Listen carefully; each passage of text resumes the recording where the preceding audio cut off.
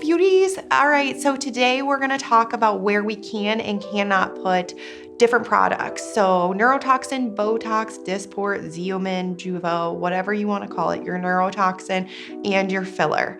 I have patients come in to me all the time and they will schedule this appointment and they'll say, Liz, I want you to put filler right here, or I want you to put filler right here. And we sit down, we have a discussion, we have a consultation.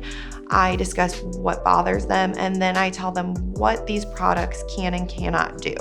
So I will tell patients, neurotoxin is just what it sounds like. It's a neuromodulator.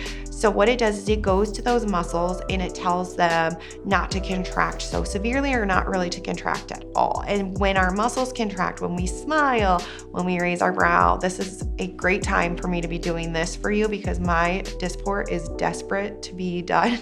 And so when I raise my brow, you can see I kind of get some lines. When I push together, you can see I can get some lines. And we don't really want those muscles to be at their absolute strongest for most of us because that's how we get those deep lines that are etched in even when we're not moving. Those are called static lines. When you get those static lines, it's from years and years of those muscles contracting and pulling on those skin. And that's when you get those lines that are there even when you're not moving your face. And so the goal is we get those muscles to relax. So that is great for crow's feet. We will say 11s frequently, or 1s, or some of my patients call them their what the lines. Those angry lines between your brow. This is called your glabella. We will use it in your glabella. We will use it in your crow's feet. We can do your forehead, so your frontalis muscle. We can do so much with Botox. I can find about 7 million places to put a little Botox. And I will in myself and you if we want to do that.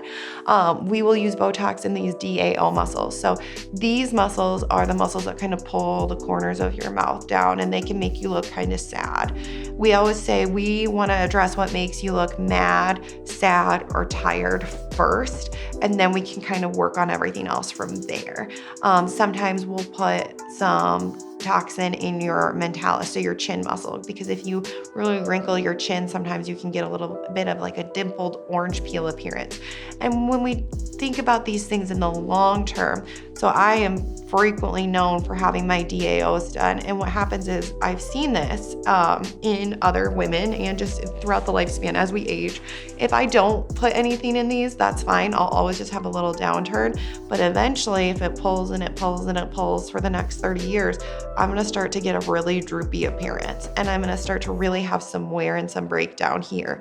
And that's my patients that will come in and they'll almost complain like they feel like they have a little jowl here, or they have really no support here. It just breaks down in them a little bit faster than someone else.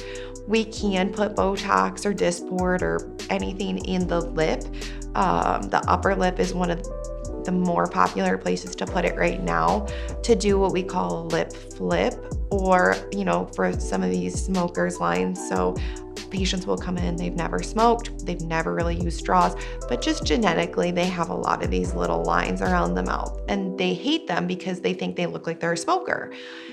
Or patients will come in and they have pretty naturally beautiful lips and they'll say, Liz, when I look in photos of myself, I have no lips.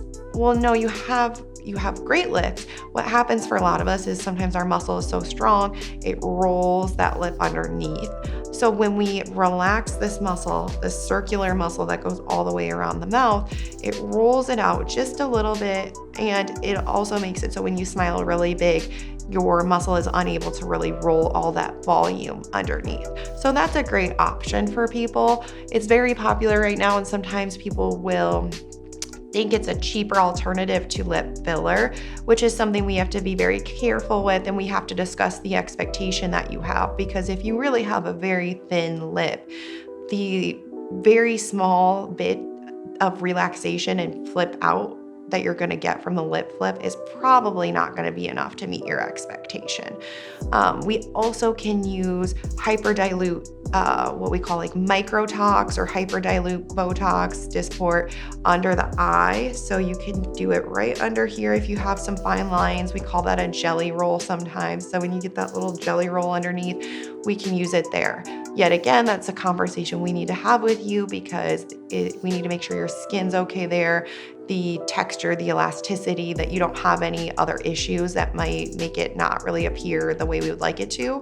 We can do fine lines on the neck. So that's very common and popular right now too. We can put a little bit there. I will have people come in and ask about headaches. Yes, Botox is great for migraine relief, great for tension headaches when placed in the right muscles. You can even put it in your masseter muscle. So this muscle, if you tend to grind your teeth or you clench quite hard, you can get not only a lot of discomfort, but you can get almost like a widened appearance to your face.